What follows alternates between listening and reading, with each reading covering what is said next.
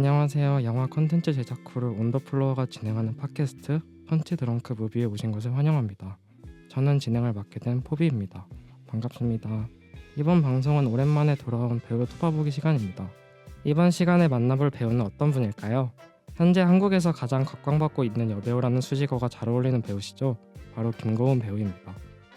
올초 파묘 속 무당 활임 역으로 컨버스를 신고 구판을 벌였던 김고은 배우. 그녀가 이번에는 컨버스를 신고 웨딩드레스를 입은 대도시의 사랑법 속 자유롭고 과감한 제2역으로 다시 한번 관객들을 찾았습니다. 이번 방송에서는 김고은 배우의 신작 대도시의 사랑법과 그녀의 반전 매력이 빛났던 영화 차이나타운을 함께 살펴보고자 합니다. 두 작품 사이에 10년 정도의 간격이 있는 만큼 김고은 배우의 변화를 비교하는 재미도 있을 것 같습니다. 본격적으로 방송을 시작하기 전 오늘 함께할 패널분들을 소개하겠습니다. 다니, 기쁨, 루지님 안녕하세요. 간단하게 자기소개와 함께 인사 한 말씀 부탁드려요. 안녕하세요. 이번 팟캐스트 함께 참여하게 된 다니입니다. 안녕하세요. 대도시의 사랑법이 OTT에 나오기도 전에 벌써 2번이나 본 기쁨입니다. 네, 안녕하세요. 오랜만에 녹음이라 조금 긴장이 되는 루지입니다. 그럼 패널분들 소개도 하였으니 이제 배우 토파보기 김고은 1부 시작하겠습니다.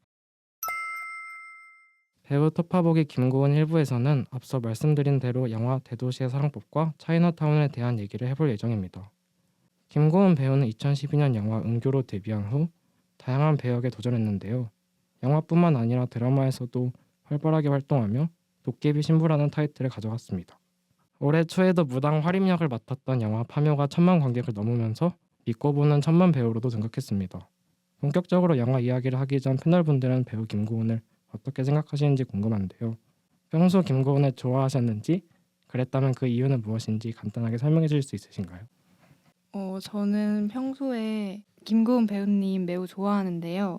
사랑스러운 캐릭터나 멋있는 캐릭터 같이 약간 다양한 캐릭터를 잘 소화하는 배우라고 생각을 했어요.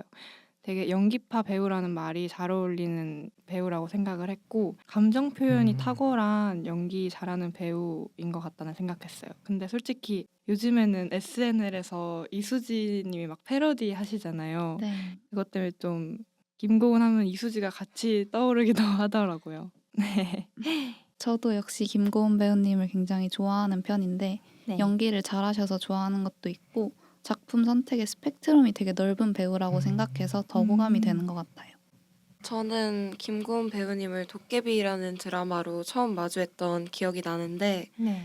김고은 배우님이 되게 매력적인 두부상이시잖아요. 맞아요. 그래서 처음 본 순간 되게 귀여운 매력을 많이 느꼈던 것 같은데 요즘에는 강렬한 역할도 많이 해주셔서 갭 차이를 많이 느끼는 배우라고 생각이 되는 것 같습니다. 맞아요. 패널분들 말씀하신 게 다 맞는 것 같아요.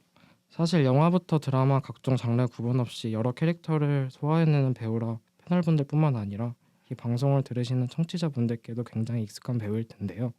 패널분들의 이야기를 들어보니 오늘 방송에서 김고은 배우의 새로운 매력을 더 많이 발견할 수 있을 것 같다는 생각이 듭니다. 그럼 이제 본격적으로 영화 이야기를 시작해볼까요? 1부에서 먼저 다뤄볼 영화는 소설 원작의 영화 대도시의 사랑법입니다. 영화와 함께 드라마도 동시에 공개되어서 많은 이들의 관심을 받았는데요. 루지님, 대도시의 사랑법의 간단한 줄거리 소개 부탁드립니다. 영화는 자유로운 영혼의 제이와 동성애자 흥수가 함께하는 13년의 시간을 그려내고 있습니다. 남들과는 조금 다르다는 이유로 사회의 시선을 견뎌야 했던 두 사람은 서로의 아픔과 비밀을 공유하며 가까워지게 되는데요. 둘은 서로에게 친구이자 동거인 혹은 가족 이상의 보호자가 되어주고 그 과정에서 사랑과 삶, 관계와 청춘에 대해 진하게 배워갑니다. 먼저 첫 번째 질문인데요. 저는 영화를 보면서 개인적으로는 원작을 뛰어넘는 영화라는 생각이 들었어요. 다들 대도시의 사랑법 어떻게 보셨나요? 저는 원작 소설을 영화 개봉 전에 읽었었거든요. 그래서 다들 아시겠지만 소설의 수많은 챕터 중에 가장 첫 챕터인 제희 부분으로 만든 영화예요. 대도시의 사랑법이. 네. 근데 저는 소설을 엄청 좋아하는 편인데 소설은 장면을 모두 말로, 그러니까 글로 설명을 하잖아요. 그래서 읽는 독자가 떠올리는 장면이랑 배경은 개개인이 다 다를 거란 말이죠. 그래서 제가 책을 보면서 떠올렸던 장면이랑 영화 속의 장면이 얼마나 비슷하고 얼마나 다른지 약간 비교하고 생각해 보면서 볼 수 있어서 되게 좋았어요. 그리고 제가 생각했던 제이랑 영화 속의 제이는 되게 비슷했던 것 같아요. 되게 주변에 꼭 하나씩 있는 놀 거 다 놀면서 인생도 되게 열심히 사는 친구들 있잖아요. 네. 그런 친구가 생각이 났고, 그리고 상업 영화에서는 원래 약간 퀴어물은 잘 다루지 않잖아요. 맞아요. 근데 그런 다름에 대한 존중이라는 걸 주제로 한 영화라서 정말 재밌게 봤습니다. 네, 저는 원작을 읽지 않고 영화를 봤는데 일단 영화가 너무 좋았어요. 저는 개인적으로 지금 11월인데 올해 본 한국 영화 중에 최고라고 생각합니다. 기쁨님이 말씀해주신 것처럼 지금까지 한국 상업 영화에서 이렇게 다름에 대해서 이야기하는 영화가 없었다고 생각해서 더 좋았고, 네. 그리고 김고은 배우뿐만 아니라 다른 배우들의 캐스팅이나 저는 이 영화의 사운드 트랙도 정말 좋아하거든요. 그래서 뭔가 영화의 모든 요소가 마음에 들었고, 특히나 영화에서 주옥 같은 대사가 너무 많아서 영화를 보고 난 뒤에 책을 읽어봐야겠다는 생각을 하게 되었습니다. 저도 책을 읽지 않고 영화부터 봤는데 저는 내용도 물론 내용이지만 영화 자체가 시사하고 주고 있는 그 메시지가 되게 감동적이어서 영화관을 나오면서 되게 기분 좋게 나왔던 것 같아요. 뭔가 영화 속에서 제희랑 흥수가 그랬던 것처럼, 그리고 그들이 대표하는 집단이 그렇게 느꼈을 것처럼 저도 뭔가 내가 나로서 더욱 당당해지는 느낌을 받으면서 영화관을 나올 수 있었던 것 같아서 되게 재밌게 봤던 것 같습니다. 저도 말씀드리자면 사실 영화가 개봉한 직후에도 한번 보고 녹음 준비하려고 한 번 더 봤는데 네. 처음 볼 때는 좀 장면 하나하나에 집중해서 봤으면은 두 번째 부분부터는 캐릭터가 좀 잘 보였던 것 같아요. 대사들도 너무 좋았고 이미 봤던 장면인데도 대사가 좋으니까 또 웃음도 나오고 그러더라고요. 맞아요. 그리고 여러분 말씀하신 것처럼 영화의 소재도 기존 한국 영화에서 없던 소재여서 예측도 안 가고 전 좋았던 것 같아요. 말씀하신 것처럼 이 계절에도 되게 잘 어울리고 이 분위기에도 잘 어울리는 영화 같은데요. 제이와 흥수의 관계성을 나타내는 장면 중에 특히 패널분들에게 인상적이었던 장면이 있었을까요? 저는 제이와 흥수가 둘이 싸우다가 제이가 흥수가 맞은 걸 보고 누가 때렸냐고 갑자기 걱정을 시작하고, 흥수도 제이한테 너 무슨 일 있었냐고 서로 걱정을 해주는데 네. 그 장면이 가장 인상 깊었어요. 뭔가 제이와 흥수의 관계를 한 단어로 정리할 수 없는 되게 깊은 관계라고 생각하는데, 딱 그 장면에서 처음에 싸울 때 저는 제가 보면서 좀 서운했거든요. 서로한테 어떤 일이 있는지 알고 보는 입장에서 네. 둘 다 힘들었을 텐데 왜 저럴까 싶었는데 아니나 다를까 싸우다 말고 바로 서로 걱정해주는 걸 보면서 저게 제이와 흥수의 관계성이지 싶었고, 특히 자기가 때리고 자기가 머리끄댕이 잡는 건 괜찮으면서 밖에 나와서 맞고 왔다고 하면은 참을 수 없다고 하는 이 관계성을 잘 보여주는 장면이라고 생각했습니다. 저도 루즈님이랑 같은 장면이 가장 인상적이었는데 거의 가족 같은 둘의 관계성을 잘 나타냈다고 생각해요. 내가 동생 때리는 건 괜찮은데 동생이 어디서 맞고 오면 화나잖아요. 맞아요. 약간 그런 느낌으로 가족 같은 둘의 관계성을 엄청 잘 나타낸 장면이었다고 생각해요. 저는 그 산부인과 장면이 되게 인상 깊었는데 네. 산부인과에서 나와서 되게 악을 쓰면서 짜증 내듯이 우는 제이를 흥수가 막 달래켜주던 장면이 제일 인상 깊었던 것 같아요. 당당한 제이의 그 약한 부분이 드러나기도 했던 부분이었던 것 같고, 그리고 그런 모습을 흥수에게는 뭔가 편하게 드러내고 그거를 또 흥수가 다정하게 그리고 따뜻하게 가족처럼 달래주는 부분에서 관계성이 좀 잘 보였던 것 같아서 그 둘의 되게 인상 깊었던 것 같습니다. 저도 사실 세 분이 말씀하신 거랑 비슷한데 저는 그 흥수와 제이가 장난치다가 제이의 남자친구 그 지석 만나는 장면 있잖아요. 네. 거기서 저는 좀 다른 장면이 재밌었는데, 그러니까 지석을 만나서 흥수가 깜짝 놀라서 제이를 떨어뜨리는데 그냥 물건 떨어뜨리듯이 이렇게 내동댕이를 치더라고요. 만약 두 사람이 진짜 연인의 감정이 조금이라도 있었으면은 그렇게 못했을 것 같은데 네. 한치의 고민도 없이 이렇게 패대기 치는 거 보면서 서로가 갖고 있는 사랑이 진짜 연인이 아니라 진짜 친구로서의 사랑? 그러니까 우정인 것이 명확하게 보여지는 것 같았어요. 새로운 관점이네요. 그러면 다음으로는 김고은 배우의 연기에 대해서도 이야기해볼까 해요.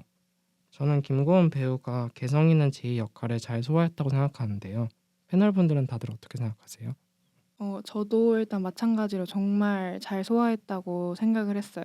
제이 역할을 대체할 수 있는 배우가 있을까라는 생각이 들 정도로 잘 소화해줬다고 생각을 하고요.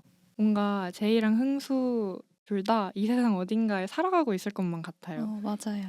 그런 내추럴한 모습들을 엄청 잘 연기했다고 생각했어요. 그 김치찌개를 먹다가 내가 술 또 먹으면 개다 이러면서 바로 또 소주 꺼내오고 그런 장면이나 술에 취해서 막 부장님이 연설하려 하는데 프랑스 샹송 부르는 모습 그런 것들이 되게 제이를 입체적으로 잘 표현한 것 같다는 느낌을 받았습니다.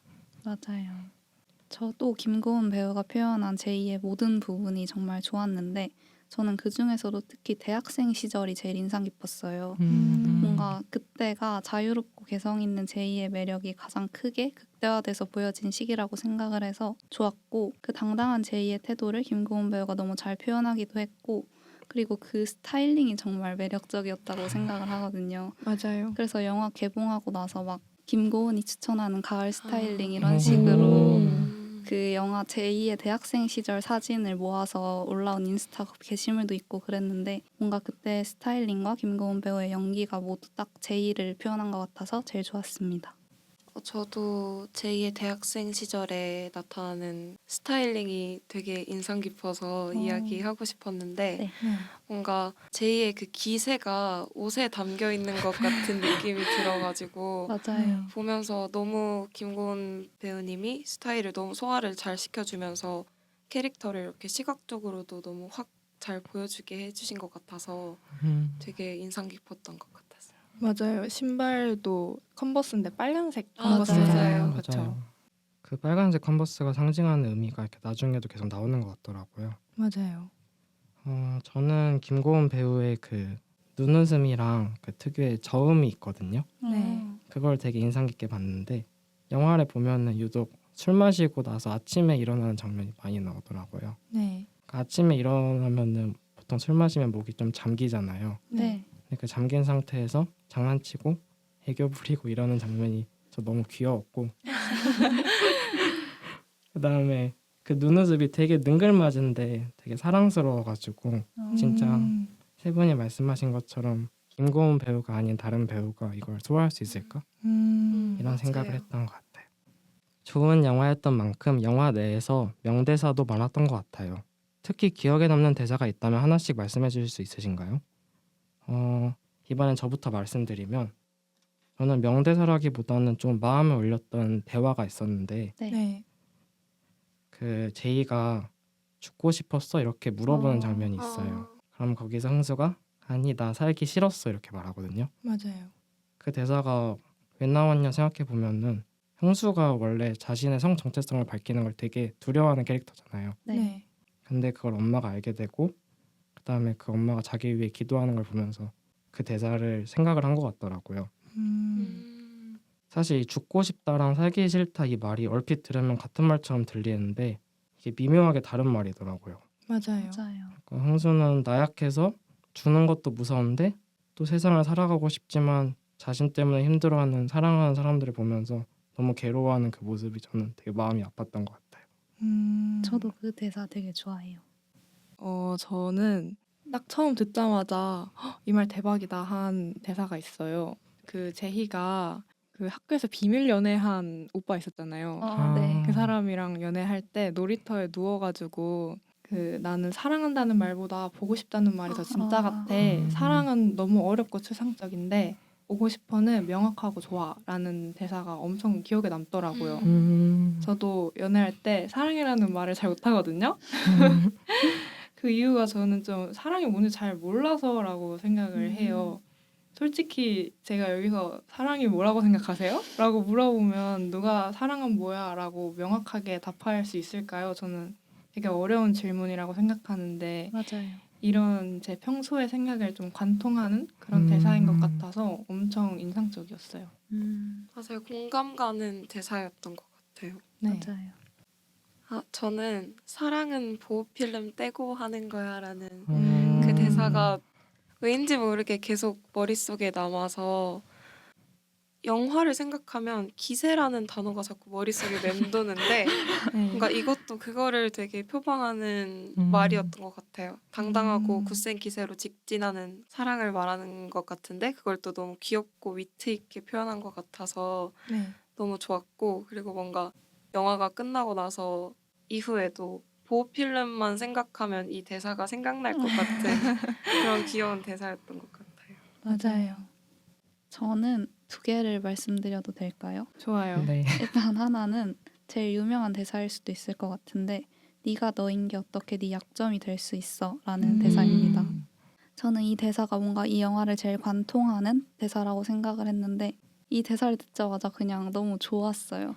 그리고 이게 흥수가 처음으로 제이한테 들키고 나서 성 정체성을 네. 좀 걱정하는 상황에서 제이가 해준 말이잖아요. 맞아요. 그래서 제이와 흥수가 가까워질 수 있는 계기가 되는 대사이기도 하고 그냥 그 말 자체가 너무 위로가 돼서 좋았고 하나가 더 있는데 제이가 사람이 목숨을 걸고 달려들면 그냥 쟤한테는 그게 죽을 만큼 중요한가 보다 해요 이렇게 말하는 대사가 있거든요. 맞아요. 저는 그게 되게 속 시원하면서도 우리나라 사회를 좀 관통하는 대사라고 생각을 했어요. 뭔가 결론적으로 좋을 수도 있고 나쁠 수도 있지만 어쨌든 저는 우리나라 사람들이 다른 사람의 일에 관심이 되게 많다고 생각하는데 네. 그 점을 잘 꼬집은 속 시원한 대사였다고 생각했습니다.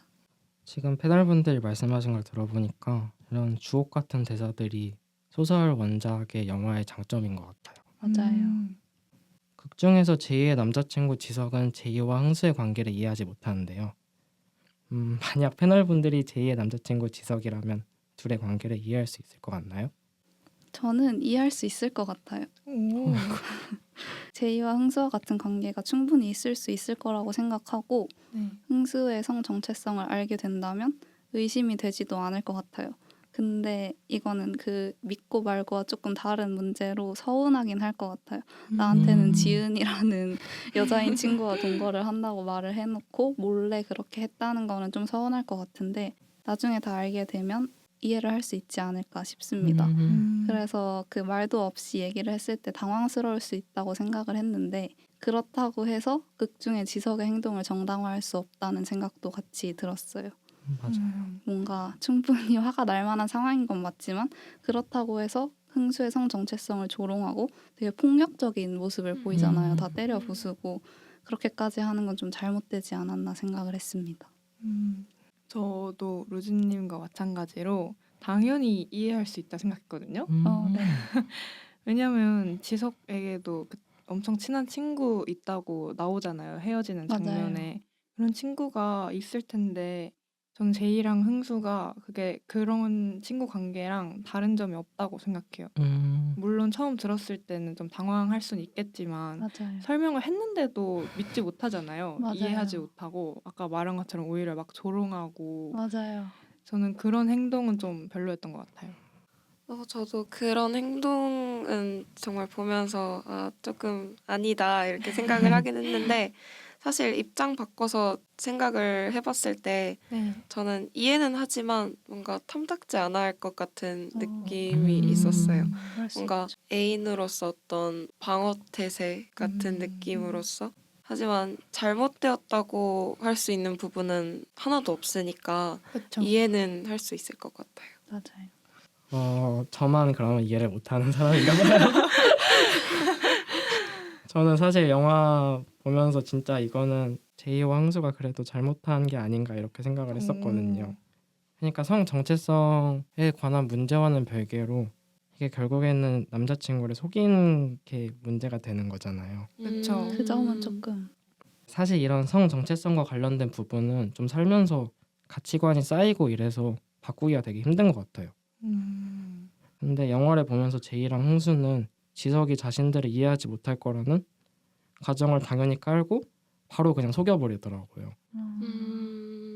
그래서 그렇게 설득이나 이해하려는 노력도 없이 저렇게 거짓말을 치고 심지어 또 들킨다면 그 당사자 입장에서는 그래도 이해하려는 심정이 당연히 사라질 것 같다고 저는 생각을 했었습니다. 그럴 수 있죠.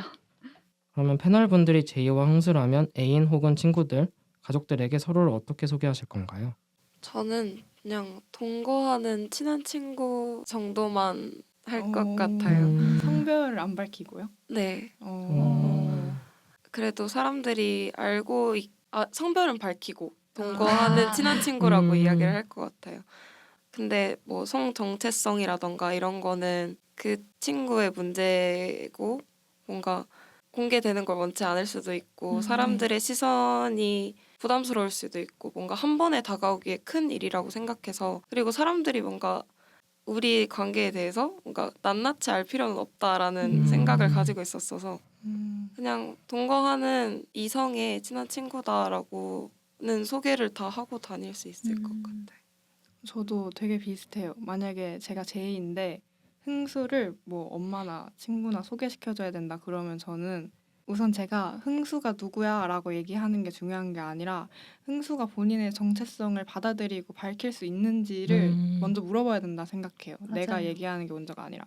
그래서 그렇게 흥수가 자기의 정체성을 받아들이는 날이 오면 그제서야 주변에 얘기를 할 수 있을 것 같아요. 근데 얘기할 때 얘 그냥 내 친한 남사친이야 이게 아니라 얘 내 게이 친구야 이렇게 좀 그냥 편하게. 시원하게 말하고 싶어요. 음. 그거를 뭐 사회가 받아들이든 말든 주변이 좀 이상하게 보든 말든 그게 흥수 자체잖아요. 맞아요. 근데 그거를 남사친이야라고 굳이 말할 필요는 없는 것 같아요. 저도 되게 비슷한 생각인 것 같아요. 일단 저는 솔직하게 얘기를 하고 싶을 것 같은데 네. 아무래도 말씀하신 것처럼 이 관계에서 제일 중요한 건 흥수의 입장이라서 흥수의 생각을 존중해야 할 것 같긴 하지만 네. 저의 솔직한 심정은 이게 뭐 어때서 그냥 말하면 안 되나 이런 느낌이 들 것 같아요. 그렇죠. 그래서 흥수가 괜찮다고 한다면 저는 그냥 여기저기 말하고 다닐 수 있을 것 같고 그리고 저는 영화에서 제이와 흥수의 관계가 진짜 깊은 관계라고 생각하거든요. 네. 단순히 남사친 여사친 사이가 아니라 그 둘만 느낄 수 있는 무언가가 있는 유대감 깊은 사이라고 생각해서 혹시 뭐 다른 사람들한테 안 좋은 시선을 받더라도 그 둘 사이보다 덜 중요한 사람들이 뭐라고 하든 그게 무슨 상관이지? 이런 마인드로 편하게 말하고 싶을 것 같아요. 다행히 이 질문은 저도 그대로 생각이 비슷한 것 같아요. 저도 제가 제이라면 흥수를 어떻게 소개할지 이거는 생각을 많이 해봤는데요.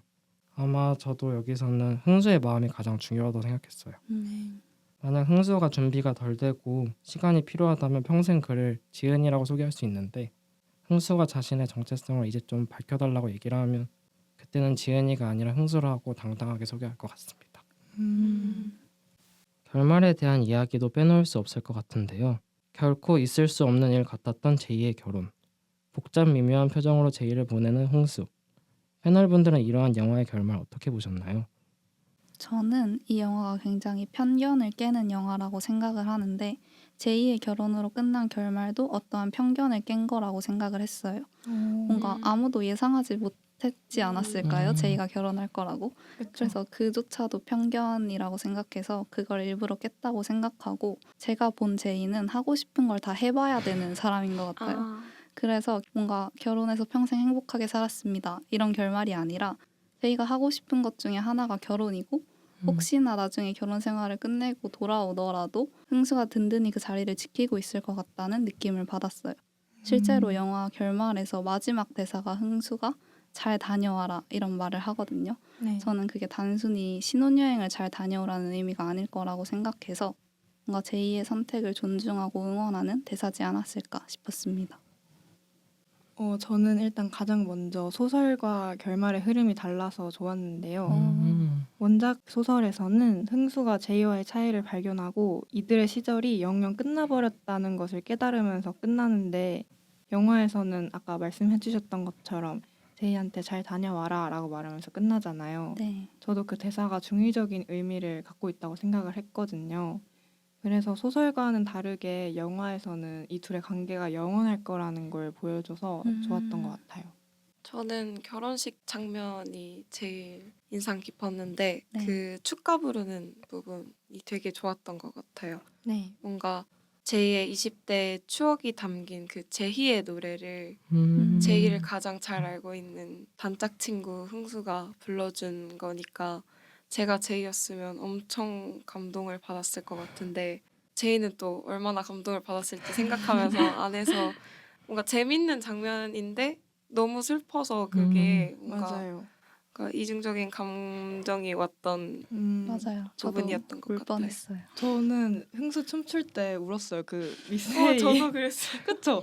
미스 A 반주 나올 때 저 울었어요. 너무 뭔가 쟤는 앞에서 막 춤추고 있는데 저는 너무 슬퍼가지고 뭔가 근데 그 춤추고 있는 게 너무 웃겨서 입은 웃고 있는데 눈에서 약간 눈물이 떨어지게 되는 맞아요. 그런 느낌이 있었던 것 같아요. 맞아요. 저도 보면서 결혼은 축하할 일인데 과연 제이가 민준과의 결혼 생활을 얼마나 오래 할 수 있을까 이런 생각. 사실 저는 보면서 제이가 되게 하고 싶은 것도 많고 또 금방 질리는 캐릭터라고 생각을 했었거든요. 맞아요. 그래서 둘이 되게 행복하게 지낼 것 같긴 한데 또 금방 질려서 이혼을 하게 되면 민준이 많이 힘들겠다 이런 생각을 저는 했었어요. 그리고 둘 다 자유로워지고 그러면서 영화가 끝나는 게 아니라 말씀하신 것처럼 제이로 하여금 결혼하게 되는 그런 결말이 예상도 안 가고 뭔가 다른 영화와는 특별한 결말이었던 것 같아요. 맞아요. 뭔가 챕터가 딱 끝나는 느낌이었던 맞아요. 것 같아요. 그럼 패널분들이 흥수라면 제이의 결혼식에서 축가로 어떤 곡을 선정했는지 한번 여쭤봐도 될까요? 저는 굿걸백걸도 너무 좋아서 이거를 굳이 바꿔야 될까 싶었는데 그래서 네. 좀 비슷한 노래를 좀 생각해봤는데 르세라핌의 피어리스가 가사부터 네. 제이와 흥수처럼 피어리스하게 오. 그래서 한번 생각해봤는데 춤을 추는 걸 생각해보니까 너무 웃겨서 그거는 울 수가 없을 것 같더라고요. 그러네요. 그래도 꼽자면 르세라핌의 피어리스? 좋은데요. 저도 되게 비슷한 결이에요. 사실 저는 미스 A의 남자 없이 잘 살아를 좋은 것 같아요. 했는데요. 제가 만약에 흥수라면 제이에게 결혼이라는 제도에 갇히지 말고 영원히 너답게 제이답게 살으라는 말을 함께 전해주고 싶어서 이 노래를 선정을 했어요. 그리고 결혼식에서 신부 측 친구가 남자 없이 잘 살아를 축가로 불러주면 결혼식 분위기가 진짜 웃겨질 것 같아가지고 이 노래를 골랐습니다. 재밌을 것 같은데. 저는 진짜 고민이 많이 됐는데 굿걸백걸에 그 시절 감성이 들어간 그런 노래가 너무 좋았어요. 그래서 좀 비슷한 결의 노래를 하고 싶어서 생각해 본 게 포미닛의 핫이슈인데요. 뭔가 이것도 되게 재밌을 것 같고 그리고 원래 이 노래는 약간 자기 자신을 좀 뽐내는 노래잖아요. 네. 근데 그 가사의 주어를 제이로 바꿔서 불러주면 좋지 않을까 생각을 했습니다. 흥수는 결혼식에서 춤을 출 수밖에 없는 운명이네요. 어쩔 수 없어요. 되게 세 분이 선정하신 노래가 흥수에겐 되게 가혹한 것 같아요. 맞아요. 사실 저는 그래도 결혼식이니만큼 조금은 잔잔한 노래로 생각을 해봤는데 네. 토이의 좋은 사람으로 저는 생각해봤습니다. 좋은 것 같아요. 선정한 이유가 있으실까요? 우선 질문을 보고 저는 가사 중에 잘 어울리는 어. 가사가 있는 노래를 생각했는데 네. 좋은 사람의 가사 중에서 네가 웃으면 나도 좋아 이런 가사가 있잖아요. 네. 그 가사가 확 떠오르더라고요. 너무 좋은데요, 의미가. 흥수에게 제이가 또 제이에게 흥수가 서로가 행복해하는 것만 봐도 되게 행복해지는 관계가 아닐까 이런 생각을 했었고 서로에게 되게 좋은 사람이고 흥수 대신 제이 곁에 있어줄 남편 민준도 좋은 사람이기를 바라는 의미에서 이 노래로 생각해 보았습니다. 깊은 뜻이 있네요. 제가 흥수라면은 좋은 사람 고를 것 같긴 해요. 그러면 지금까지 패널분들과 함께 김고은 배우의 제이 연기가 빛났던 대도시의 사랑법을 살펴보았는데요. 이제 조금은 다른 무드로 가볼까 합니다. 기쁨님, 영화 차이나타운은 어떤 내용인가요? 지하철역 10번 보관함에 버려진 일영은 쓸모있는 자만이 살아남는 차이나타운에서 사람들이 엄마라고 부르는 여자를 만나게 됩니다. 엄마는 일영이 돌아갈 유일한 집이 되어주고 그녀는 엄마를 위한 아이로 자랍니다. 하지만 일영은 엄마의 돈을 빌려간 채무자의 아들 석현을 만나면서 차이나타운이 아닌 다른 세상이 궁금해지기 시작합니다. 대도시의 사랑법과는 다르게 차이나타운은 여성 느와르물의 색채를 짙게 가지고 있습니다. 패널분들은 영화 속 김고은 배우의 느와르 연기 어떻게 보셨나요? 저는 차이나타운이 김고은 배우가 데뷔 초에 촬영한 작품이라고 알고 있는데 네. 데뷔 초에 이런 장르를 소화하기가 정말 쉽지 않았을 것 같은데 너무 잘 해냈다고 생각을 했어요. 그리고 특히 김혜수 배우처럼 선배들이 많은 현장인데도 김고은 배우가 이 영화의 주인공이라고 할 수 있는 좀 중심을 끌고 가는 극이라는 게 좀 신기했던 것 같고 네. 그리고 김고은 배우가 데뷔 초의 작품이 은교와 차이나타운이라는 걸 보면 이때부터 김고은 배우의 그 넓은 연기 스펙트럼이 시작된 게 아닐까 생각을 했습니다. 맞아요. 저도 데뷔 초였던 김고은 배우에게는 자기가 대선배들과 같이 찍는데도 주연이잖아요. 맞아요. 이런 캐릭터를 중심으로 거의 전개가 되니까 좀 부담스러웠을 거라고 생각을 했는데 그래서 배우님이 감독님과 시간이 날 때마다 대본에 관해서 이야기를 나눴다고 하더라고요. 그런 노력이 좀 고스란히 느껴지는 작품이었던 것 같아요. 저는 처음에 영화에서 김고은 배우님 봤을 때 김고은 배우님인가? 약간 이렇게 느낄 정도로 조금 다른 이미지로 확 뭔가 남자아이 같은 맞아요. 이렇게 등장하셔서 조금 놀랐는데 그래서 되게 엄청난 연기적인 변신이었다고 생각을 해요. 은교랑 비교했을 때도 되게 결이 확 달라버리니까 그리고 느와르 연기도 너무 좋았는데 뭔가 데뷔 초부터 연기의 능력을 입증하듯이 일영의 캐릭터나 미묘한 감정의 변화를 되게 잘 표현했다고 생각해서 느와르 연기 너무 재밌게 봤던 것 같습니다. 사실 저는 일단 영화가 그렇게 마음에 들지 않아가지고 좀 몰입이 어려웠던 건 사실인데요. 네. 그래도 김고은 배우의 연기 하나만 보면 되게 좋았던 것 같아요. 맞아요. 저도 그렇게 딱 생각해요. 맞아요. 김고은 배우의 되게 미세한 감정 변화도 잘 드러났고 대도시의 사랑법과는 다르게 여기서는 말장난이나 그런 좀 유머 같은 것도 하나도 없더라고요. 맞아요. 그렇게 김고은 배우가 좀 이렇게 톤 다운해가지고 하는 연기도 되게 다른 모습을 볼 수 있어서 좋았고 저는 보면서 느꼈던 거는 김고은 배우 같은 저런 사채업자를 만나면은 저 같으면 진짜 바로 돈부터 주고 돌려보내야 될 것 같은데 네. 거기 영화 보시면은 막 김고은 배우한테 좀 이렇게 대들고 그러던 그분 맞아요. 계시잖아요. 그래서 네. 되게 용감하다 그런 생각을 했습니다. 영화를 보면서 눈에 띄는 반가운 얼굴들이 많았는데요. 조연 배우들이 아직은 신인이었던 김고은 배우의 연기를 잘 서포트해줬다는 생각이 들었습니다. 패널분들에게 특히 기억에 남는 조연 배우나 캐릭터가 있으실까요? 제가 먼저 얘기해보자면 네. 저는 지금 연출가와 배우로서 모두 활발히 활동하고 있는 홍주 역할의 조현철 배우님이 되게 인상적이었어요. 맞아요. 그런 장애를 가진 아이의 연기라고 안 느껴질 정도로 맞아요. 정말 좋았어요. 그리고 밥 먹고 약 먹었으면 일을 해야 한다라는 이 루틴이 되게 차이나타운의 그 원칙을 간접적으로 잘 보여준 대사였다고 생각해서 홍주 캐릭터가 되게 기억에 남았습니다.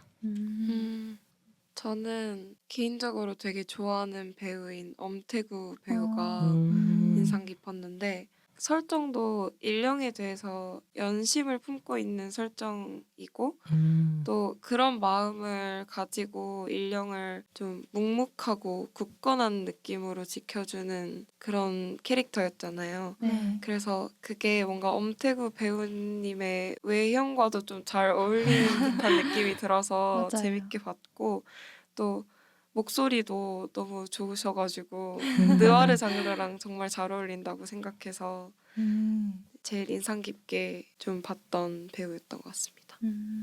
저도 이 영화를 처음 보면서 좀 놀랐어요. 요즘에 뜬 배우들이 다 나와가지고 맞아요. 이 배우들이 다 이 영화에 나온다고 이렇게 생각을 했었는데 뭔가 가장 기억에 남는 배우는 조금 사심을 담아서 박보검 배우의 어린 시절 모습을 볼 수 있어서 좀 반가웠던 것 같아요. 저는 영화를 보기 전에 다른 배우들 출연 소식은 모르고 김혜수, 김고은, 박보검 배우 이렇게 셋의 출연 소식만 알고 영화를 봤는데 그래서 영화를 보기 전에 박보검 배우가 여기서 무슨 캐릭터로 나올까 생각을 했었거든요.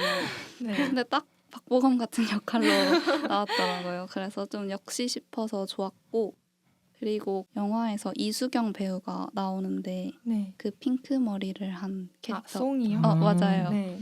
근데 이수경 배우가 지금 드라마판 대도시의 사랑법에서 여자 주인공을 연기하고 있거든요. 아, 진짜요? 네, 그래서 뭔가 대도시의 사랑법 세계관처럼 연결되는 느낌이라서 뭔가 신기하다는 생각을 했습니다. 저는 조금 다른 배우분이었는데 장기를 적출하는 그 안 선생 역할을 맡은 아, 이대현 배우님이라고 아. 나오세요. 네. 근데 그 배우분을 보면서 저는 되게 병원에서 많이 본 것 같은 엄청 불친절하고 무서운 의사 선생님 같은 느낌이 들더라고요. 그래서 되게 보기만 해도 소름이 돋았고 그 분이 머리가 살짝 미세하게 곱슬머리인데 네. 곱슬머리에다가 안경까지 끼고 있으니까 되게 점잖은 그 신세계의 정청? 그 황정민 배우가 맡은 정청이 생각이 나더라고요. 그리고 목소리도 되게 낮아가지고 좀 그걸 무게감 있게 이끌지 않았나 이런 생각을 했었습니다. 저는 그 고경표 배우님도 되게 어. 기억에 남는데 제가 아는 고경표 배우의 연기는 감자별에 나오는 그 웃긴 얄미운. 얄밉고 웃긴 그런 남매 캐릭터 아니면은 그 응팔의 선우? 되게 아. 그런 모범생, 되게 웃기고 재치 있는 그런 거에서만 보다가 갑자기 막 엄마! 막 이러면서 욕하고 이러니까 너무 어색하더라고요. 근데 그것도 제가 보기에 어색한 거지 연기가 어색했던 게 아니어서 되게 인상적이었어요. 이런 연기도 할 줄 아는 배우구나. 맞아요. 진짜 라인업이 화려했던 것 같아요. 맞아요. 맞아요. 사실 영화가 엄마라는 캐릭터에 대해서는 정보를 많이 주지 않아서 엄마의 심리에 대한 궁금증도 많이 생기는 것 같아요. 패널분들은 김혜수 배우가 연기한 엄마 캐릭터 어떻게 이해하셨나요?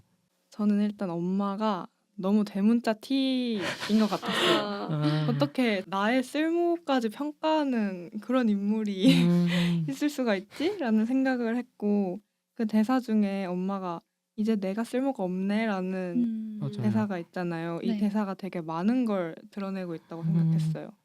자신이 차이나타운의 최고 권위자잖아요. 네. 근데 그럼에도 불구하고 일영에게 손대지 말라는 자기의 뜻을 모두 거역했다는 것을 알게 된 후에 그래서 좀 죽음을 택한 것 같아요. 이제 나도 쓸모가 없어졌으니까. 저는 조금 다른 해석을 했는데 네. 일단 대문자 T인 건 동의를 합니다. 근데 저는 그 대문자 T이고 굉장히 단호한 엄마 캐릭터가 일영한테는 조금씩 너그러워지거든요. 그래서 저는 엄마가 굉장히 일영을 사랑하는 인물이라고 생각을 했어요. 일영을 위해서 마지막에 보면은 다 준비해 놓잖아요. 자기 딸로 호적에 올려놓고 그리고 일영이 자신을 죽이는데도 동요하지 않고 또 막 더 깊게 찌르라고 하면서 이렇게 해주는데 그게 뭔가 어떻게 보면 계산적인 행동이라고 볼 수도 있지만 저는 그만큼 일영을 사랑하는 게 아닐까라는 좀 긍정적인 해석을 해봤습니다. 저도 진짜 엄마가 T라는 말에 굉장히 동의를 하는데 어딘가 일령한테는 좀 그 T가 흔들리는 구석이 있었던 것 같아요. 그래서 뭔가 엄마가 차이나타운 안에서 세워놨던 그 규율들이 굉장히 엄격했는데 일영한테는 되게 너그러운 그런 규율이었던 것 같아요. 그래서 자신에게 결국에는 피해가 갈 걸 알면서도 그런 선택을 한 걸 보면은 일영한테 엄마는 뭔가 엄마가 느끼기에 진짜 엄마처럼 생각을 했지 않았나 이런 느낌을 받았습니다. 저는 패널분들 말씀 들으니까 대문자 T에다가 되게 계획적인 대문자 J인 캐릭터로 생각도 했는데요. 저는 사실 이 엄마라는 캐릭터가 되게 말하는데도 서툴고 상처도 많은 캐릭터라고 생각을 했어요. 작품을 보면 일영이 아닌 다른 사람들에게는 되게 강압적으로 하는데 일영에게는 되게 조심스럽더라고요. 그 엄마가 자신의 엄마한테 술을 바치는 장면에서도 일영한테 술 한잔 할래? 이렇게 물어보더라고요. 그럼 술 한잔 하자 이런 것도 아니고 일영한테는 너가 하고 싶으면 해도 돼 이렇게 물어보는 것도 되게 카리스마 있는 성격은 맞는데 자기가 사랑하는 사람한테는 되게 섬세하고 근데 그 섬세한 감정도 솔직하게 말하지 못하는 좀 안타까운 캐릭터라고 생각을 했습니다. 맞는 말인 것 같아요. 해석이 너무 좋은데요. 이 영화도 엄마와 일영의 관계성이 돋보였다고 생각하는데요. 패널분들은 둘의 관계성 어떻게 보셨나요? 저는 앞서 말했듯이 엄마가 일영을 정말 사랑했다고 생각을 하고 일영 역시 엄마한테 의지하면서 살아왔을 거라고 생각을 했어요. 음. 유사가족에 미치는 이유라는 짤이 있거든요. 근데 뭔가 딱 그걸 잘 나타내준 관계가 아닐까 싶었고 그래서 저는 굉장히 유사가족에 약한 사람이라서 엄마와 일영의 관계성이 너무 좋았어요. 네. 저는 조금 반대로 엄마의 애정이 일영보다 일방적인 느낌을 좀 많이 받았던 것 같아요. 영화 속에서. 일영은 뭔가 엄마한테 본인의 능력을 입증받기 위해서 살아가는 것 같은데 뭔가 엄마는 정말 마음속에서 우러나는 그런 애정을 토대로 일영을 대했던 것 같아서 뭔가 그런 미묘한 차이를 느낄 때 조금 엄마의 마음을 느끼면서 서글퍼지는 부분도 있었던 것 같아요. 저는 되게 그냥 특이한 관계라고 느꼈어요. 되게 건조하고 사무적으로 보이잖아요, 겉으로는. 네. 근데 죽기 직전까지 밥 먹고 하자 이러면서 막 밥 챙겨주고 그러는 장면에서 일영이랑 엄마를 진짜 가족처럼 바라봐도 좋지 않을까? 이런 생각도 잠깐 들었던 것 같아요. 그러면 결말에 대한 이야기도 해볼까요? 일영이 그리는 차이나타운, 그곳은 엄마의 차이나타운과 어떤 차이가 있을 것이라 패널분들은 생각하시나요? 일단 저는 엄마가 그리는 차이나타운과 일영이 그리는 차이나타운이 그냥 같을 거라고 생각했어요. 별로 다를 것이 없을 거라고. 왜냐면 일영이 변화를 계속 하긴 하지만 영화 내에서 결국에 일영은 엄마와 같은 길을 걷는 거잖아요. 자신을 증명하고자 했던 엄마와 같은 길을 걸어가고 있고 그리고 결국에 차이나타운에서 벗어나지 못했던 것도 그렇고 엄마가 미니 엄마를 키운 그런 느낌이 들어가지고 그래서 뭔가 다르지 않을 거다라고 생각을 했었어요. 저도 되게 똑같이 생각을 했어요. 결국 일영이도 엄마가 될 거다라는 생각을 했는데 맞아요. 영화의 마지막 장면에서 엄마가 일영이한테 그 입양 증명서랑 신분증 그리고 재산을 넘긴 거를 알 수 있잖아요. 네. 그 사물함 안에 넣어놓고. 근데 그동안은 제도로 묶여있지는 않았는데 엄마의 직접적인 통제 아래에서 살았다면 이제는 엄마가 없지만 정말 제대로 묶인 사이가 된 거다라는 걸 좀 보여준 것 같아서 일영이 엄마의 그림자 안에서 결국 벗어날 수 없음을 보여준 것 같다고 생각했어요. 저는 좀 다르게 생각을 했는데 저만 너무 해맑게 해석을 한 것 같네요. 일단 일영한테 진짜 많은 일이 있었잖아요. 그리고 네. 석현을 만나고 나서 일영이 막 프랑스에 가고 싶다면서 여권 사진도 찍고 했었고 그리고 그 일련의 사건들을 겪으면서 주위 사람들을 다 떠나보내잖아요. 네. 그래서 일영에게 너무 심리적으로 큰 변화가 있었기 때문에 차이나타운을 이끌어가는 건 똑같지만 그래도 자기가 할 수 있는 선 안에서 내 사람들을 좀 더 챙기고 사람들에게 좀 더 너그럽게 살아가지 않을까 생각을 했습니다. 사실 저도 기쁨님이랑 다니님 말씀하신 것처럼 차이가 없을 거라 생각은 했었는데요. 네. 제가 생각하기로 만약에 일영이 정말 이렇게 자유를 얻고 벗어나고 싶었으면 결국에 차이나타운에 돌아가서는 안 됐다고 생각을 했어요. 맞아요. 근데 결국에는 엄마한테 복수하려고 돌아온 걸 보고 그 공간의 또 다른 주인이 되어 엄마의 자리를 되물림하게 되지 않을까 그런 생각을 했습니다. 결국 차이나타운에는 엄마의 사람들도 남아있고 엄마의 일이 남아있잖아요. 네.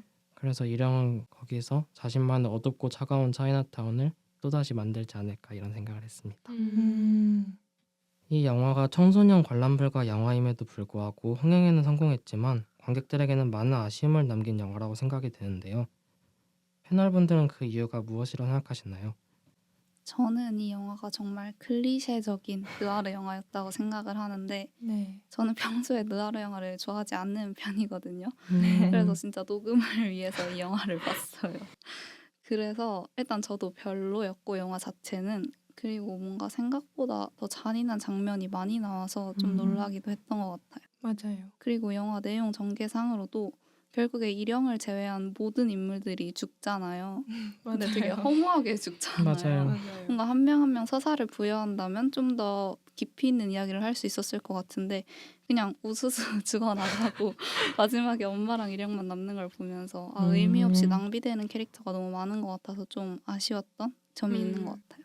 맞아요. 그렇지만 다른 느와르 영화랑 다른 점은 그래도 여성 주연의 영화라는 게 좀 다르다고 생각을 했는데 이 영화가 10년 전에 개봉한 영화임에도 불구하고 김혜수와 김고은을 주연으로 이런 영화를 제작했다는 게 좀 흥미로웠고, 저는 이 영화가 우리나라에서 되게 많이 나오는 남성 주연 느와르 영화를 성별만 좀 반전시킨 영화라고 생각이 들어서 아쉽긴 하지만 그래도 이 점은 좀 신기하다, 좋다는 생각도 했습니다. 저도 느와르 영화를 되게 즐겨보지는 않는 편인데 처음에 영화를 딱 틀었을 때 김혜수 배우님이 어떤 아이 목에다가 칼을 들이대는 걸로 시작을 하잖아요. 네. 그때부터 살짝 걱정을 했어요. 제가 내가 잘 볼 수 있을까? 근데 뭐 영화 자체는 충분히 재밌게 감상을 했던 것 같은데 캐릭터들을 이끌어가는 측면에서 좀 충분히 캐릭터를 생생한 캐릭터로 만들지 못해서 뭔가 이해도 잘 안 됐던 부분이 있었던 것 같고 그런 점이 조금 아쉬웠던 것 같아요. 저는. 저도 일단 사람들이 다 죽어나갔다는 너무 다 죽었다는 루지님 말에 너무 동의하고요. 저는 사실 석현이가 그렇게 빨리 죽을 줄 몰랐어요. 맞아요. 보통 그렇게 하면 살려두는데. 그러니까요. 원래 주인공 버프가 좀 있는데 그냥 눈앞에서 죽여버리길래 제가 잘못 본 줄 알았거든요. 그래서 그런 게 좀 아쉬웠고, 사실 영화 내에서 약간 캐릭터들 자체가 좀 이해 안 되는 부분도 있었어요. 맞아요. 일영이가 진짜 태어나서 자아가 생기고 나서부터는 거의 엄마 밑에서 훈련 받으면서 자란 거잖아요. 네, 근데 석현이 하나 때문에 맞아요. 파스타가 맛있었나? 그거 하나 때문에 너무 쉽게 마음을 빼앗기는 것도 그렇고, 그 치도도 1인자였잖아요. 네, 근데 걔도 너무 쉽게 죽어버리는 것도 맞아요. 그렇고, 약간 영화의 캐릭터를 담는다라고 느껴지기보다는 영화의 흐름을 위해 캐릭터를 이용한 느낌이어서 맞아요. 그런 점이 좀 아쉬웠어요. 저도 캐릭터가 많이 아쉬웠는데 캐릭터를 너무 일회성으로 소비한 것 같다는 생각도 많이 했었고요. 그리고 일영이랑 엄마가 무슨 사연이 있는 건 알겠는데 그 사연 이외에 그 캐릭터들을 흔드는 감정과 사건의 변화도 적고 캐릭터의 흐름이 너무 예측이 가더라고요. 그 일영은 석현이라는 이렇게 썸남? 이런 사건이라도 있었는데 엄마는 별다른 사건도 없고 나중에 나오는 이렇게 치도의 배신도 사실 엄마는 이렇게 다 알고 있었다. 이런 식의 전개도 저는 너무 재미가 없었던 것 같아요. 좀 뻔하긴 했어요. 맞아요. 클리셰. 1부에서는 김고은 배우의 출연작 대도시의 사랑법과 차이나타운을 살펴보았습니다. 김고은 배우의 연기력을 입증하기에는 두 작품 모두 훌륭했다는 생각이 드네요. 2부에서는 두 영화 속 캐릭터를 바탕으로 김고은 배우에 대한 조금은 더 내밀한 이야기를 해볼까 합니다. 1부에서 미처 이야기하지 못했던 김고은 배우의 특징과 변화에 대해서도 나눠볼 예정이니 끝까지 들어보시면 감사하겠습니다. 영화 차이나타운은 1974년 미국에서 개봉한 차이나타운과 동명의 영화로 두 작품 모두 차이나타운의 공간적 분위기를 활용해서 만들어졌는데요. 2부를 시작하기 전 1974년 차이나타운 속 러브 테마곡을 들으며 이루어지지 못한 일영과 석현의 사랑을 다시금 꿈꿔보는 건 어떨까요?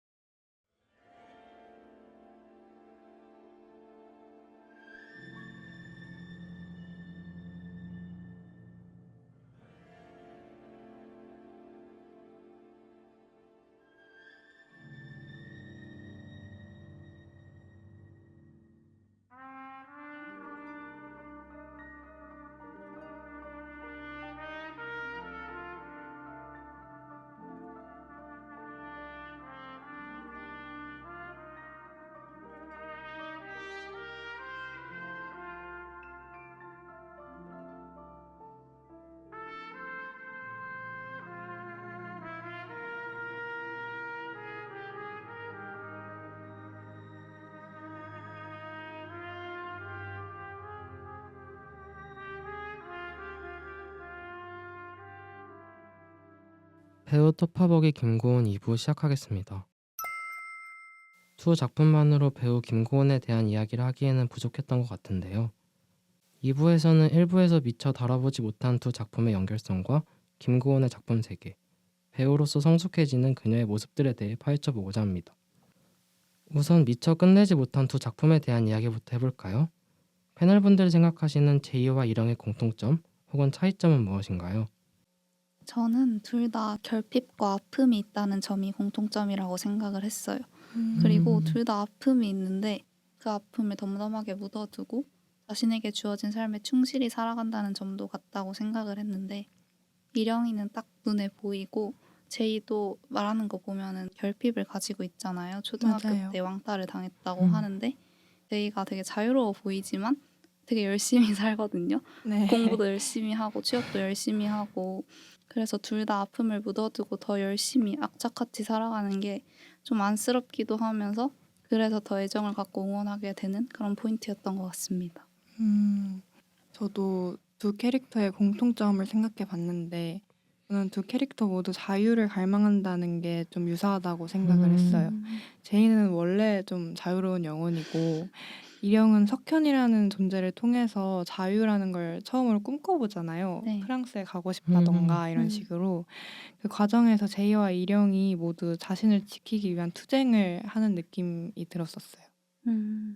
저는 뭔가 이령과 제이 둘 다 캐릭터가 가지고 있는 그 광기에 서린 느낌이 좀 공통점으로 꼽을 수 있지 않나 생각했어요. 제이는 약간 소위 맑는 광이라고 하는 그 맑은 눈의 광인 같은 느낌이라고 하면 이령은 약간 동태 눈의 광인 같은 느낌이 들어서 캐릭터가 좀 공통점과 차이점이 될 수 있지 않나라고 생각을 좀 했었어요. 비유가 되게 적절하네요. 그러니까요. 저는 가장 큰 차이점은 결국 자신이 하고 싶었던 것을 이뤘느냐 아니면 못 이뤘느냐 이렇게 생각을 해봤어요. 제이에게 결혼은 사실 속박의 개념이 아니라 한 번쯤 해보고 싶은 경험처럼 말을 하더라고요. 그래서 제이는 사회적 시선을 신경 쓰지 않고 늘 하고 싶은 것을 했고 결국 마지막까지 자신의 선택을 올바르게 했던 것 같아요. 근데 이령은 사랑이라는 자신이 원하는 것에 처음으로 도전하지만 결국에는 이루지 못하더라고요. 결국 엄마에 대한 복수를 하고 원래 살던 곳으로 돌아가면서 끝나는 걸 보면서 두 캐릭터 모두 현실을 바꿀 새로운 길이 나왔지만 그 길로 갔느냐 못 갔느냐 이 차이점이 전 가장 크게 느껴졌던 것 같아요. 앞서 말했듯이 차이나타운의 이령과 대도시의 사랑법의 제이 사이에는 10년의 시간이 흘렀는데요. 패널분들은 김고은 배우의 변화 어떻게 보셨나요? 저는 뭔가 차이나타운에서는 좀 풋풋한 느낌도 조금 들었던 것 같고 연기를 꿋꿋하게 하는 그런 느낌이 들었는데 지금 이번에 개봉한 대도시의 사랑법에서 김고은 배우님이 연기하신 부분은 되게 감정이 풍부하게 느껴져서 그 차이를 보는 게 되게 재밌었던 것 같아요. 그래서 이런 성장을 보는 것도 배우 토파보기에 나름의 매력이지 않을까라고 생각을 했습니다. 저도 차이나타운에서는 데뷔 초창기라 그런지 아니면은 그 느와르라는 장르 때문에 그런 건지 약간 연기에 힘이 들어갔다고 생각을 했거든요. 연기하고 있다라는 게 눈에 보였다고 해야 되나? 약간 그런 느낌이었는데 대도시의 사랑법 제이 같은 경우는 진짜 그냥 김고은 배우 자신을 그대로 녹여낸 것처럼 모든 대사와 장면들이 엄청 자연스러웠던 것 같아요. 저도 비슷하게 생각했는데 일단 확실히 여유가 생긴 것 같아요. 차이나타운에서도 연기는 잘했다고 생각을 했는데 지금은 그때 없었던 여유와 내공이 보이는 것 같고 그리고 저는 10년이라는 시간이 지나면서 김고은 배우가 작품을 선택할 수 있는 폭이 넓어졌을 거라고 생각을 했거든요. 네. 배우가 할 수 있는 연기의 스펙트럼 자체도 넓어졌지만 배우의 선택권이 좀 더 커졌을 거라고 생각을 해요. 제가 대도시의 사랑법이 남자 주인공 캐스팅 문제도 있고 여러 가지 내부 사정으로 처음 김고은 배우한테 캐스팅이 간 이후로 2년 반이나 제작이 미뤄졌다는 얘기를 들었는데 맞아요. 김고은 배우가 그 2년 반을 다른 작품 찍으면서 하겠다 연락 달라고 해서 촬영한 영화라고 얘기를 들었어요. 그래서 김고은 배우가 작품 선택에 있어서도 좀 큰 변화가 있었지 않았을까. 김고은 배우의 선택권이 좀 더 존중되지 않았을까라는 생각을 했습니다. 맞아요. 그 10년 전에 김고은 배우라면 아마 더 강한 역할을 맡고 싶은 생각에 제이 배역을 선택하지 않았을 수도 있을 것 같아요. 저는 10년이 지난 김고은 배우를 보면서 과거에는 김고은 배우가 캐릭터를 살리는 배우였다면 지금은 영화를 살리는 배우라는 생각이 들었어요. 차이나타운의 김고은을 보면은 정말 그 캐릭터 자체가 너무 강렬해서 눈에 많이 튀었거든요. 근데 대도시의 사랑법 속 김고은 배우는 그게 완전히 녹아들어서 배우뿐만 아니라 스토리랑 주제까지 잘 살렸던 것 같아요. 연기도 진짜 제이가 된 것처럼 되게 능글맞았고 이런 것들은 다 이렇게 소위 이런 경험과 짬이 차야지 되는 건데 그런 자연스러움을 잘 살린 것 같았습니다. 사실 이 두 캐릭터 모두 김고은 배우에게는 큰 도전이었을 것 같아요. 김고은 배우는 이렇게 도전적인 캐릭터를 택하는 것으로도 유명한데요. 드라마와 영화 속 캐릭터들, 제이와 일영 외에 패널분들에게 인상적이었던 캐릭터가 있으면 어떤 캐릭터가 있으신가요? 저는 드라마 작은 아씨들이라는 작품에서 김고은 배우가 연기한 오인주 캐릭터를 진짜 좋아하는데요. 네. 그 드라마에서 김고은이 되게 버석하고 건조한 K 장녀 역할로 나오거든요. 맞아요. 근데 이 드라마의 분위기와 김고은 배우가 되게 잘 어울렸어요. 이게 정석영 작가님이 글을 쓰신 드라마인데 그 감성이랑 되게 잘 어울렸다고 생각을 하고 작은 아씨들에도 차이나타운처럼 엄청 많은 배우들이 등장하거든요. 맞아요. 근데 그 많고 유명한 배우들 사이에서 여기서도 오인주라는 캐릭터가 중심축을 끌고 가는 캐릭터라서 저 기억에 남았던 것 같습니다. 저도 드라마의 캐릭터인데요.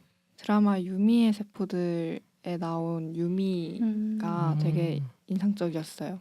비교적으로 좀 최근 작품이긴 한데 사랑과 함께 유미의 성장을 그려내는 그 전개 자체가 너무 좋았어요. 그래서 저는 웹툰 원작도 되게 재밌게 봤거든요. 이게 드라마로는 드라마랑 애니메이션이 함께 나오는 좀 독특한 드라마인데 김고은 배우님이 이질감 느껴지지 않게 되게 잘 연기해준 것 같아요. 그리고 유미의 세포들 방영 전에 사실 유미의 이미지와 잘 안 맞는다 김고은이 이런 여론이 되게 많았었거든요. 근데 드라마 1화가 딱 방영되자마자 그 여론이 바로 사라졌어요. 그래서 김고은 배우가 정말 캐릭터에 알맞는 연기를 잘하는 배우다라는 생각을 들었습니다. 저도 유미 세포들 너무 재밌게 봤는데 네. 저는 그런 잔잔한 느낌의 김고은 배우님의 영화나 드라마를 보다 보니까 최근에 그 파묘가 엄청 인상 깊게 다가왔던 것 같아요. 약간 불닭 느낌으로 처음에 그 포스터가 떴을 때도 얼굴에 무슨 문자가 가득한 그 맞아요. 포스터가 떴을 때부터 엄청 기대하고 봤는데 무당 연기가 정말 엄청나가지고 김고은 배우님의 연기 스펙트럼을 확 실감할 수 있었던 맞아요. 계기였어서 되게 인상 깊었던 것 같습니다. 신작 토파보기가 파묘 있는 걸로 알고 있는데 맞아요. 그것도 같이 이거랑 들으면 좋을 것 같다고 생각했어요. 깨알홍보 좋네요. 저는 도깨비의 지은타 캐릭터가 그래도 가장 인상적이었던 것 같아요. 사실 제가 김고은 배우를 처음 본 작품이기도 하고 그때 너무 매력적이라고 생각을 했었거든요. 네. 제가 아까 말씀드린 것처럼 김고은 배우의 그 특유의 눈웃음 있잖아요. 맞아요. 그거랑 저음과 고음을 이렇게 왔다 갔다 하는 목소리를 제가 좀 좋아하는데 네. 이게 그 고등학생이라는 은탁의 캐릭터와 너무 잘 맞아서 되게 자연스럽고 학생 같다는 느낌이 많이 나더라고요. 그래서 처음 봤을 때 좋은 인상도 있고 그 드라마도 되게 많이 흥행을 한 것 같아서 김고은 배우 하면 생각나는 캐릭터가 아닐까 생각을 해보았습니다. 그럼에도 김고은 배우의 연기 스펙트럼이 더 넓어졌으면 하는 건 너무나도 당연한 팬들의 마음인 것 같아요. 패널분들은 김고은 배우가 후에 도전했으면 좋겠는 장르 혹은 함께 작업했으면 좋겠는 배우나 감독이 있으신가요? 저부터 말하고 싶은데 네. 제가 김고은 배우님의 좀 그 버석하고 차가운 느낌의 연기를 좋아해서 그런지 모르겠는데 뭔가 부모 역할을 이제 한번 해주시면 너무 재밌을 것 같은 느낌이 우와. 너무 좋은 것 들어서 같아요. 뭔가 기대가 됩니다. 앞으로도. 왜냐면 지금까지 뭔가 대학생 아니면 직장인 결혼을 하지 않은 그 나이대의 인물을 많이 연기하셨잖아요. 네. 근데 이제는 뭔가 정말 아이가 있는 부모로서 뭔가 모성애를 연기하는 느낌도 너무 재밌을 것 같아서 되게 기대가 됩니다. 완전 생각해보지 못한 맞아요. 역할이에요. 저도 사실 도깨비를 엄청 좋아하거든요. 겨울마다 정주행하는 드라마 중에 하나인데 그래서 저는 공유 배우랑 김고은 배우님이랑 약간 도깨비 후속편?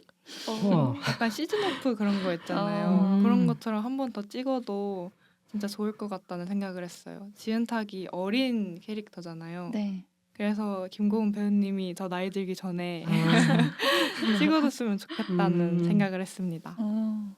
저는 아까 다니님이 말씀해 주셨는데 김고은 배우가 이 두 작품에서 다 좀 어딘가 돌아있는 역할을 했잖아요. 근데 저는 그게 너무 좋았거든요. 그래서 뭔가 장르물이나 스릴러물 같은 장르에서 제대로 미친 여자 연기나 좋을 것 같아요. 아니면 아예 사이코패스. 사이코패스 맞아요. 그럼 완전히 대놓고 돌아있는 그런 광기 어린 캐릭터를 한번 보여주면 너무 좋을 것 같아요. 저는 사실 김고은 배우의 캐릭터를 보면서 되게 당돌하고 주도적인 캐릭터를 많이 맡았다고 생각을 했었거든요. 네. 그래서 김고은 배우가 새로운 작품을 한다면 좀 잔잔하게 내면의 얘기를 하는 그런 캐릭터도 맡았으면 좋겠어요. 그 미성년이란 영화가 있는데 네. 그 영화에 나오는 김윤석 배우가 원래는 되게 하드코어하고 장르물에 많이 맞는 배우거든요. 네. 근데 거기서는 대사도 별로 없고 따뜻함을 되게 이야기를 많이 하더라고요. 그런 느낌으로 김고은 배우도 자신의 내면의 기품을 작품에서 연기하면 어떨까 이런 생각을 해보았습니다. 너무 좋을 것 같아요. 김고은 배우는 확고한 본인의 연기 철학으로도 유명합니다. 혹시 패널분들 알고 계신 김고은 배우의 연기 철학이 있다면 말씀해 주세요. 저는 김고은 배우가 다작하는 배우가 되고 싶다고 한 인터뷰가 생각이 나는데요. 네. 김고은 배우가 인터뷰에서 잘 될 때가 있고 잘 안 될 때가 있는 거죠. 전 제 스스로 한계를 두지 않아요. 모든 역할을 다 해보고 싶어요. 맡겨만 주세요라고 말을 했다고 하는데 저는 김고은의 넓은 스펙트럼을 사랑하는 사람으로서 이 인터뷰가 제일 기억에 남습니다. 저는 김고은 배우님이 연기에 있어서 사소한 것에 디테일에 집착하는 배우라고 알고 있는데 그 점이 뭔가 사람들로 하여금 김고은 배우님의 연기를 보고 공감을 쉽게 할 수 있도록 그렇게 감정을 끌어내는 데 많은 역할을 하지 않나 생각을 했던 것 같아요. 특히 아까 파묘 인상 깊게 봤다고 이야기했던 것처럼 네. 파묘 촬영할 때도 무속인이나 제자분들 만나서 뭔가 삶 속의 에피소드를 들어보면서 연기에 반영을 하기 위해서 막 여쭤보고 이야기를 듣는 것부터 시작했다고 하는 걸 들은 적이 있는데 그런 거에서 좀 사소한 것부터 시작하는 그 연기가 너무 좋다고 생각했어요. 저도 김고은 배우님이 인터뷰에서 한 말이 기억이 남는데요. 김고은 배우님이 한 인터뷰에서 배우로서 가져야 하는 태도에 대해서 배우는 끊임없이 자기 자신을 의심해야 하는 직업인 것 같기도 하다. 자신이 옳다고 생각하는 순간을 가장 위험하게 여기면서 경계해야 한다라고 얘기를 했다고 해요. 그리고 비교적 최근에 유퀴즈에 출연해서는 자신이 되고 싶은 배우는 끊임없이 자신이 좋은 배우인지 고민하는 배우라고 밝혔거든요.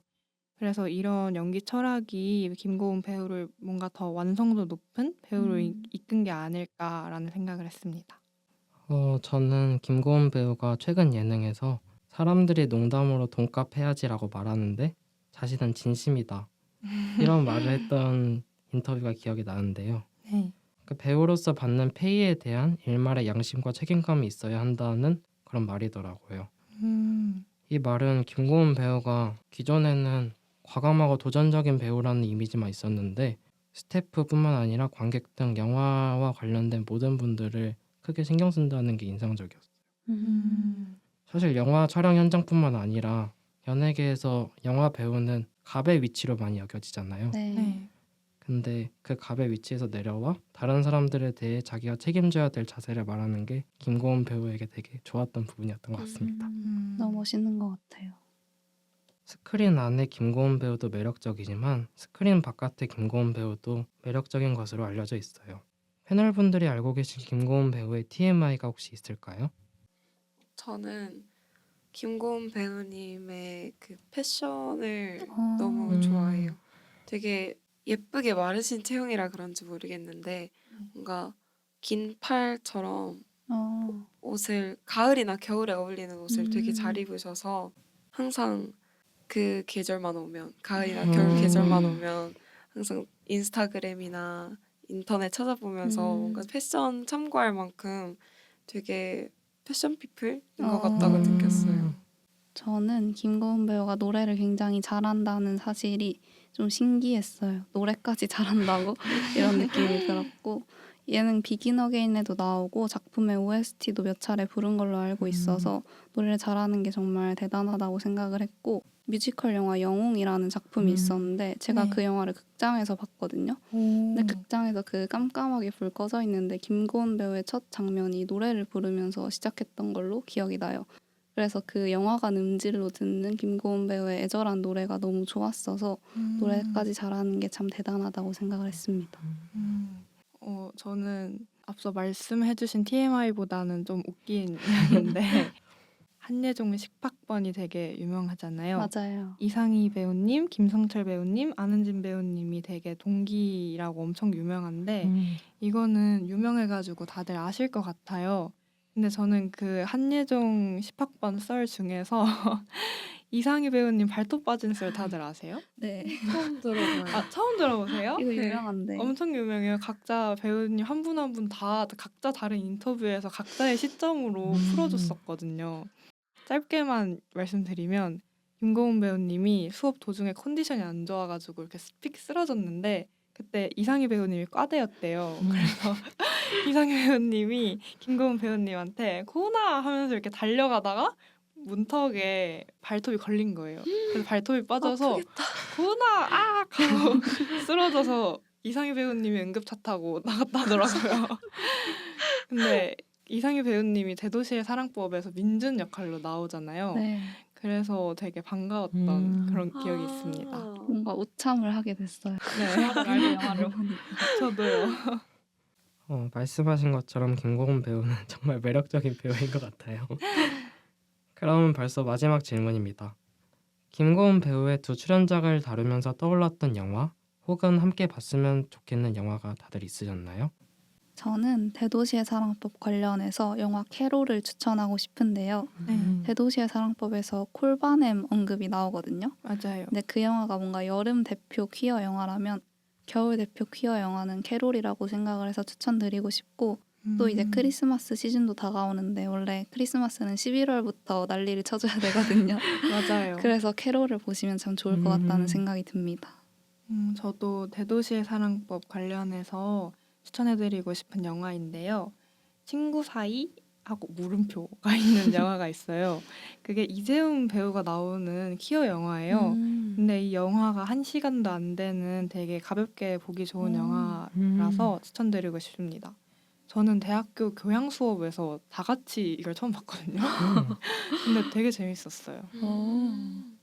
저는 이번 팟캐스트를 위해서 영화를 볼 때 뭔가 김고은 배우님의 옛날 영화와 제일 최근에 찍은 영화를 뭔가 비교하면서 볼 수 있어서 좋았거든요. 그래서 데뷔작 은교를 한번 같이 보면 어떻게 김고은 배우님의 연기 스펙트럼이 넓어졌는지 아니면 얼마나 감성이 더 풍부해졌는지 확인할 수 있을 것 같아서 좋을 것 같습니다.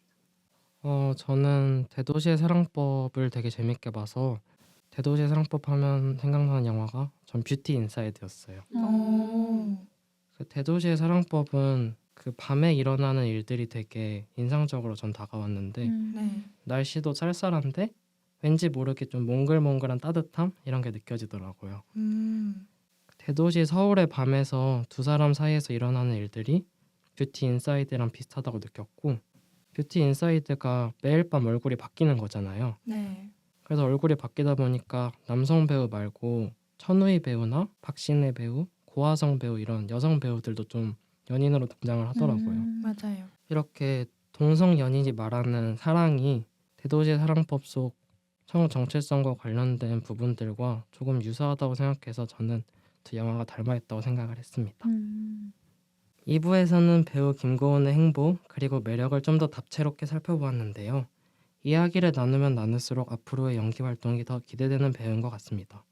그렇다면 이제 최종적으로 김고은 배우에 대한 별점을 한번 매겨보도록 하겠습니다. 저희 팟캐스트의 별점 방식 아시죠?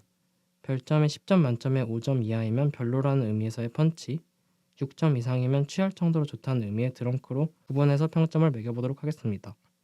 그럼 지금까지의 이야기들을 종합해서 배우 김고은에 대한 한 줄 평과 함께 각자 별점을 매겨볼까요? 저는 일단 드렁크 꼭 9점을 주고 싶습니다. 오. 김고은 배우님 정말 좋아하고요. 한 줄 평은 관객들에게 더 넓은 세상을 보여주는 겁없는 배우라고 하고 싶습니다. 너무 좋은 좋은 것 말입니다. 같아요. 감사합니다. 저도 일단 드렁크이고요. 네. 저는 8점입니다. 저는 김고은 배우님이 물론 지금도 계속 그러고 계시지만 앞으로도 장르의 구분 없이 다양한 역할과 연기를 보여주면 좋겠다라고 생각을 했고요. 네. 한 줄 평은 작은 아씨들의 작가 정석영 작가님의 말을 인용해서 보다 더 깊은 마음과 감정을 가진 연기자입니다.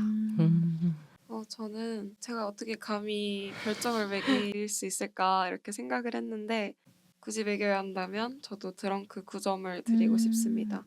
앞으로도 더 대단한 배우가 되실 것 같아서 그 성장을 위한 1점을 남겨두고 싶어서 9점을 선택을 했고 한 줄 평은 어떤 색이든 무엇이든 칠할 수 있는 캔버스 같은 매력이라고 하고 싶습니다. 너무 좋은 것 같아. 저도 8점으로 드렁크고요. 제 한 줄 평은 밝은 미소를 보다 보니 그녀의 다른 표정들까지 궁금해진다. 오, 너무 좋은 것 멋있는데요? 같아요.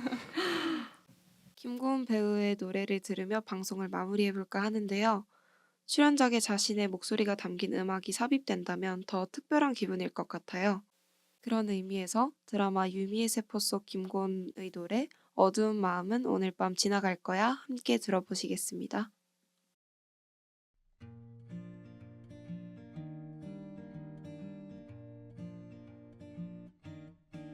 떠밀리듯 하루가 시작되고 변함없이 씩씩한 척 하루를 보내고 나니 어느새 밤이 왔네. 캄캄한 밤 하루 종일 참아왔던 슬픔은 습관처럼 찾아와. 아무도 없는 곳에 숨어 초라하게 털썩 주저앉아 우네. 오늘도 난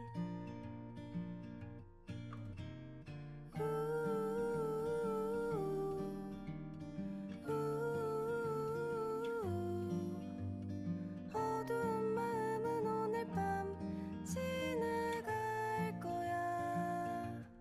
이번 팟캐스트 방송에서는 김고은 배우의 두 작품을 중심으로 그녀의 연기 활동에 대해 살펴보았는데요. 어쩌면 김고은 배우였기에 이 모든 캐릭터들을 소화해낼 수 있었던 것은 아닐까 하는 생각이 드는 시간이었습니다. 우리가 그녀의 변화에 또 기대를 하는 이유가 여기에 있지 않을까 싶네요. 오늘 함께 이야기한 영화 대도시의 사랑법에는 다음과 같은 대사가 등장합니다. 난 보고 싶다는 말이 사랑한다는 말보다 더 진짜 같아. 사랑은 추상적이고 어려운데 보고 싶다는 참 명확해. 영화 속에서 제이는 사랑의 감정을 알 것 같다며 수줍게 자신의 사랑 공식을 고백해 보는데요. 오늘만큼은 김고은 배우에게 이 대사를 들려주고 싶습니다. 그 어떤 관객들과 이야기보다 스크린에서 계속 보고 싶은 배우라는 한마디가 그녀의 연기력과 그녀를 향한 기대감을 입증하는 가장 명확한 말이라는 것을요. 오늘 팟캐스트를 들어주신 여러분 정말 감사했고요. 그럼 지금까지 진행의 포비, 패널의 다니, 기쁨 루즈였습니다. 다음 시간에 만나요.